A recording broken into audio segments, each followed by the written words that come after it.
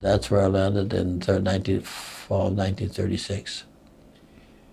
Speak up a little bit. Yeah. In Vancouver. So what did you do in Vancouver? I went on to Lulu Island on in search of work and mainly dairy work, and I found dairies that I got employment in, and in Lulu Island, like in Steveston, actually, in that area. So I spent a couple of 3 years there. And tell us a little bit about how you got involved away from the prairies. You must have got a job elsewhere. Well, I ended up working for summer employment, at Agassiz Experimental Station. And then when the fall came and they released about 6 of us, I had a letter from Edmonton here to come back because they needed people for harvesting. For which? For harvest. Oh, yeah. And so another guy by the name of Jim Reed and Jim come from Saskatchewan, Drysdale, I think it is, or something. So 2 of us thought we'd experiment something.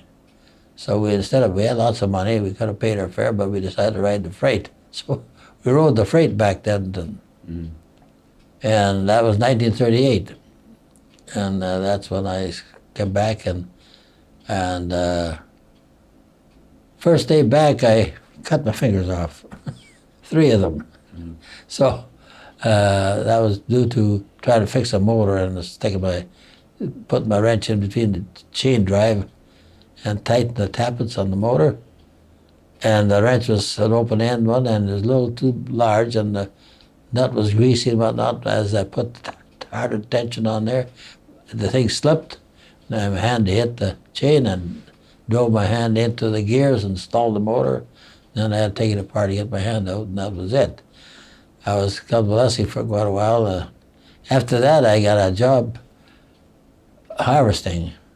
A fellow in the Salisbury area offered me a job to run the tractor in front of a binder.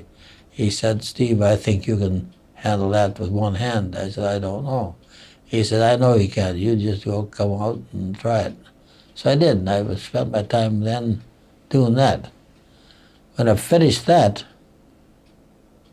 I was unemployed for a month or 2, and I got a job with the Department of Public Works, bridge branch, building bridges and ferries. So that's when I started, 38, with the Alberta government. Is that where you started your ironwork training? Yeah, well, that's where I did steel bridges and what have you. That's where I started my ironwork trade, yep. Building bridges? Yeah, that's right. Yeah. Building them, erecting the steel and riveting them and so on. So, yes, I spent a bit of time with them. Where all did you build the bridges? Oh, anywhere from Jasper we had the territory from up to Jasper. Majorly, they have so many crews, and each crew has a territory or a zone. Our zone was from up to Jasper, back down east here to Wainwright and so forth, and that area, north up to, not quite Peace River, but in the Manning area and all that place.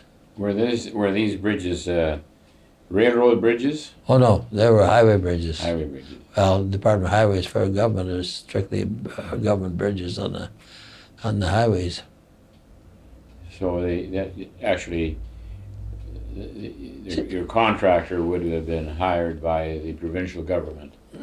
No, they had their own crews. They had their own foremen, they had their own camps, and The provincial government. yeah, and the way they worked it was that we built steel bridges in the wintertime. In the summertime we built rural bridges for municipalities, and in the early spring sometimes, if a ferry was needed somewhere, well, then we built a ferry, and that's how they divided it. Wintertime for the steel bridges because you use ice for your work off the river, and put you in your false work. Tell us what the wages were like during the 30s. Wages? Well, I got all my work sleeps downstairs. Probably got me 90 cents an hour. That's what I got. Worked for the government. 90 cents an Yeah. hour. As qualified bridgeman. Yeah. And what about before that when you worked at the dairies in BC? Oh, that was $25 a month in your boardroom, and your laundry done and everything else. And, Yeah. So you went all the way to $90, 90 cents an hour. That's right. And that was established by the government here in Alberta.